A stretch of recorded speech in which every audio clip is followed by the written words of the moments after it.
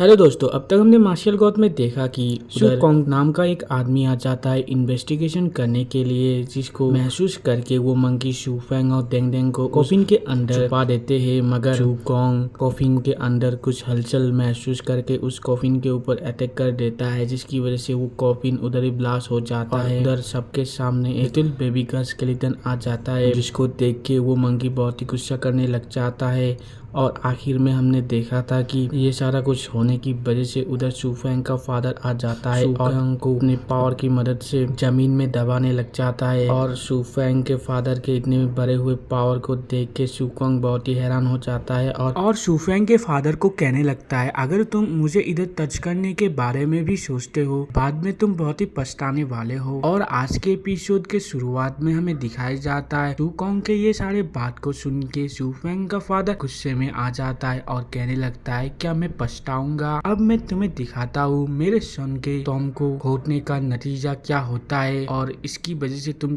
कितने पछताने वाले हो। और ये कह के शू फैंग का फादर बहुत ही बेरहमी से शू कॉन्ग के आंखों को निकाल लेता है और उस आंखों को हाथ में लेते हुए कहने लगता है, मेरे सन के साथ जो तुमने आज किया उसकी वजह से तुम पूरी जिंदगी अंधे आदमी बन के रह जाओगे। और इधर ही शू फैंग का फादर नहीं रुकता है, वो अपने पावर की मदद से शू कॉन्ग के सारे मसल को डिस्ट्रॉय कर देता है, जिसकी वजह से शू कॉन्ग के बॉडी में सिर्फ उसका स्केलेटन ही रह जाता है। मगर तब भी शू कॉन्ग जिंदा होता है, जो शू फैंग के फादर को पूछने लगता है, शू जुआन तुमने मेरे बॉडी के और सोल के साथ क्या कर दिया है? तभी शू फैंग का फादर उसे कहने लगता है, अगर मैं तुम होता तो मैं जल्दी से एक हीलर को ढूंढता मेरे बॉडी को हील करने के लिए, मगर क्या तुम्हें ऐसा हीलर मिलेगा जिसके पास इतना पावर होगा जो तुम्हें हील कर भी पाएगा? इस बात को सुन के शू कॉन्ग गुस्सा करने लग जाता है। तभी दिखाया जाता है शू कॉन्ग एक अपना ट्रेजर को निकाल लेता है और उसकी तरफ देख के अपने मन में सोचने लगता है, मैंने कभी भी नहीं सोचा था मुझे इधर से भागने के लिए इस ट्रेजर का यूज करना पड़ेगा। दूसरी तरफ शू फैंग का फादर उसे कहने लगता है, तुम जाके अपने ऊपर वाले लोगों को बता देना कि अगर उनको मुझसे प्रॉब्लम है तो वो लोग डायरेक्टली इधर आ सकते हैं। तभी दिखाया जाता है शू कॉन्ग उस ट्रेजर का यूज करके उधर से टेलीपोर्ट होके चला जाता है, मगर जाते हुए कहने लगता है, शू जुआन मैं तुमसे बदला लेने के लिए जरूर वापस आऊंगा। तभी हमें नेक्स्ट सीन में दिखाया जाता है शू फैंग का फादर मंकी को कहने लगता है, सीनियर मंकी आपके इस हार्डवर्क के लिए शुक्रिया। तभी यह मंकी हंसते हुए कहने लगता है, जुआन मैंने तो सिर्फ इस बंदे का यूज किया है शू फैंग को मोटिवेट करने के लिए। तभी शू फैंग का फादर कहने लगता है, सीनियर मंकी मैं सिर्फ उसके बारे में ही नहीं बोल रहा हूँ, आप तो बहुत ही पावरफुल है, मगर मेरी वजह से आपको इधर रहना पड़ रहा है। तभी मंकी शू फैंग के फादर को कहने लगता है, ये सारा कुछ मैं अपनी मर्जी से ही कर रहा हूँ और साथ ही साथ तुम क्या नहीं जानते हो, मैं वाई के बिना भी ट्रेन कर सकता हूँ और कुछ ही समय के बाद ही मैं ट्रेन करने जाने वाला हूँ। तभी शू फैंग का फादर मंकी को कहने लग जाता है, मैं बिलीव ही नहीं कर पा रहा था शू फैंग को इधर देख के, और जो तुमने शू फैंग के ब्लड लाइन में मैनिपुलेशन किया है उसकी वजह से वो ईस्टर्न सी रीजन में भी कल्टीवेट कर पा रहा है। मुझे शू फैंग को इस तरीके से बहुत ही दूर से देख के बहुत ही बुरा लगता है, क्योंकि मैं उसे प्रोटेक्ट नहीं करता हूँ और उसे गाइड भी नहीं कर सकता हूँ, मगर तब भी इतने सालों के बाद इतने सारे मुसीबतों को झेल के वो एक अच्छा और स्ट्रॉन्ग आदमी बन चुका है, जिसको देख के मैं बहुत खुश होता हूँ। तभी इस बात को सुन के मंकी हंसते हुए शू फैंग के फादर को कहने लगा, क्योंकि वो तुम्हारा ही बेटा है ना। तभी मंकी दोबारा से कहने लगता है, मगर holy land of martial artist में शू फैंग का कल्टीवेशन काफी नहीं होगा, एक फादर के रूप में क्या तुम उसके बारे में चिंता नहीं कर रहे हो? तभी शू फैंग का फादर कहने लगता है, मैं कैसे उसके बारे में चिंता नहीं कर सकता हूँ, अगर उसे रहने को बोलता वो हमेशा के लिए इधर ही कैद हो जाता, मगर मैं नहीं चाहता हूँ ऐसा करने के लिए, क्योंकि मैं चाहता हूँ उसे एक मौका मिले इस वंडरफुल दुनिया को जानने के बारे में। मगर मैं एक बारे में बहुत ही चिंता कर रहा हूँ कि शू फैमिली के मेंबर्स शायद उसे पहचान ले, इसके बावजूद कि तुमने उसके ब्लड लाइन में मैनिपुलेशन किया है, तब भी शू फैमिली के ब्लड लाइन से उसका ब्लड लाइन थोड़ा बहुत सिमिलर है अब भी। तभी मंकी कहने लगता है, अभी नहीं तो बाद में ही Shu Fang holy land of martial artist में बहुत ही फेमस हो जाएगा, जिसकी वजह से शू फैमिली के मेंबरों के नजर में शू फैंग आ जाएगा, इसलिए मैंने तुम्हें बताया था तुम शू फैंग का नेम और सरनेम बदल दो। तभी शू फैंग का फादर कहने लगता है,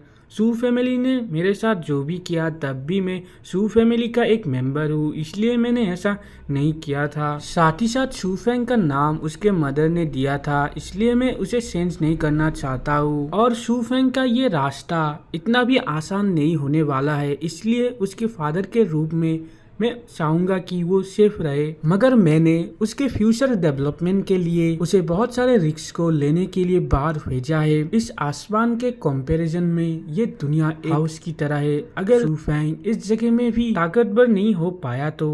वो डिजर्व ही नहीं करता है मेरे सन कहलाने के लिए। तभी हमें शू फेंग को दिखाया जाता है जो एक अजीब सी जगह में आंखें खोलने लग जाता है,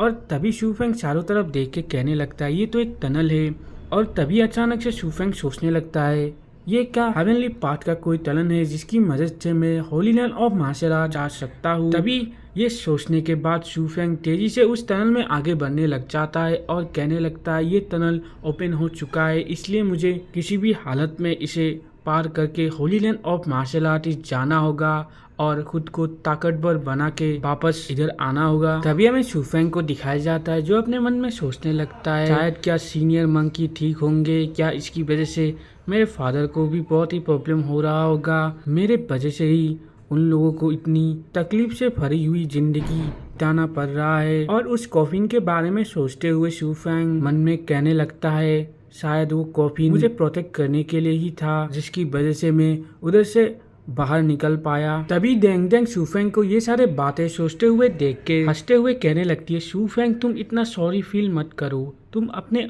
अतीत को बदल नहीं सकते हो मगर तुम अपने फ्यूचर को चेंज कर सकते हो, जैसा कि उस सीनियर मंकी ने कहा था, और वो तुम्हारे ऊपर बहुत ही बिलीव करते हैं कि तुम इस काम में सक्सेस हो पाओ। तभी इस बात को सुन के शू फेंग भी जोश में आ जाता है और कहने लगता है हाँ मैं उनके एक्सपेक्टेशन में जरूर खड़ा होऊंगा, साथ ही साथ मेरे फादर के ग्लोरी को भी वापस लाऊंगा, और जिन लोगों ने मेरे फादर के साथ ये सारा कुछ किया है उन लोगों को भी सबक सिखाऊंगा। तभी हमें 20 दिन बाद का सीन दिखाया जाता है। फाइनली शू फेंग उस टनल के एंड में पहुंच चुका होता है जिधर से बहुत सारे गोल्डन लाइट अपीयर हो रहा है, जिसको देख के शू फेंग बहुत ही एक्साइट हो जाता है और कहने लगता है फाइनली मैं इधर आ गया। और शू फेंग उस गोल्डन लाइन की मदद से उस टनल के बाहर पहुंच जाता है और Shu Feng holy land of martial artist पहुंच जाता है। तभी शू फेंग उधर बहुत सारे बर्ड को देखता है और उस जगह के स्पिरिचुअल एनर्जी को महसूस करके शू फेंग कहने लगता है इस जगह का स्पिरिचुअल एनर्जी तो ईस्टर्न सी रीजन और बाकी सारे जगह से बहुत ही ज्यादा है। इस जगह को गॉड ने ही ब्लेस किया होगा, जिसकी वजह से इधर ये सारे बर्ड भी इतने पावरफुल हो चुके हैं। मगर तभी अचानक से बहुत सारे गोल्डन लाइट आसमान से नीचे आने लग जाते हैं, जिसकी वजह से बहुत सारे बर्ड भी उधर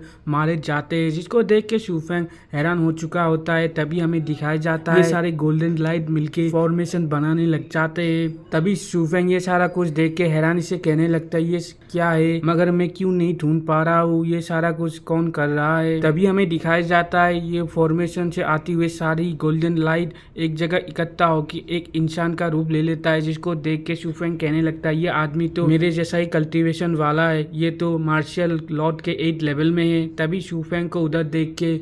वो गोल्डन मैन शू फेंग के ऊपर अटैक कर देता है, मगर शू फेंग उस गोल्डन मैन को अपने तरफ अटैक करते हुए देख के बहुत ही गुस्से में आ जाता है और कहने लगता है तुम्हारे जैसा मार्शल लॉर्ड 8 लेवल वाला बंदा मेरे ऊपर अटैक करने की कैसे हिम्मत कर सकता है। और ये कह के अपने पावर की मदद से ऊपर अटैक कर देता है, जिसकी वजह से वो बहुत ही तकलीफ में आने लग जाता है। तभी हमें दिखाया जाता है दूर से बहुत सारे उस तरीके के ही बहुत सारे गोल्डन मैन आने लग जाते हैं, जिसको शू फेंग अपने पावर की मदद से ख़त्म कर रहा होता है, मगर ये सारे गोल्डन मैन ख़त्म ही नहीं हो रहे होते, जिसको देख के शू फेंग बहुत ही हैरान हो जाता है। तभी हमें दिखाया जाता है बहुत सारे गोल्डन मैन एक साथ मिलकर शू फेंग के ऊपर भाले की मदद से अटैक करने के लिए रेडी हो जाते हैं, जिसको देख के शू फेंग उन्हें कहने लगता है मैं तो इधर पहली बार आया हूँ, तुम लोग मेरे ऊपर ये सारे फॉर्मेशन का क्यों यूज कर रहे हो। और शू फेंग के साथ आगे क्या होता है हम नेक्स्ट एपिसोड में जानेंगे, और ये एपिसोड इधर ही खत्म होता है। वीडियो अच्छा लगा तो लाइक शेयर और कमेंट कीजिए, और आगे क्या होने वाला है इसको जानने के लिए हमारे चैनल को सब्सक्राइब कर दीजिए। Thank you.